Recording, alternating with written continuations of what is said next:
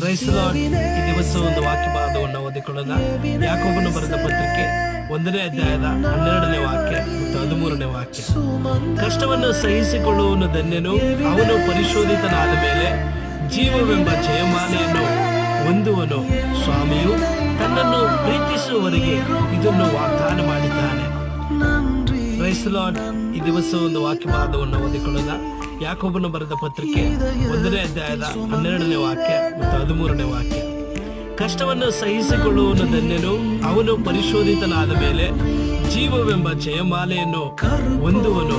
ಸ್ವಾಮಿಯು ತನ್ನನ್ನು ಪ್ರೀತಿಸುವವರಿಗೆ ಇದನ್ನು ವಾಗ್ದಾನ ಮಾಡಿದ್ದಾನೆ. Praise Lord. ಈ ದಿವಸ ಒಂದು ವಾಕ್ಯ ಭಾಗವನ್ನು ಓದಿಕೊಳ್ಳೋಣ. ಯಾಕೋಬನು ಬರೆದ ಪತ್ರಿಕೆ 1ನೇ ಅಧ್ಯಾಯದ 12ನೇ ವಾಕ್ಯ ಮತ್ತು 13ನೇ ವಾಕ್ಯ. ಕಷ್ಟವನ್ನು ಸಹಿಸಿಕೊಳ್ಳುವನು ಧನ್ಯನು, ಅವನು ಪರಿಶೋಧಿತ.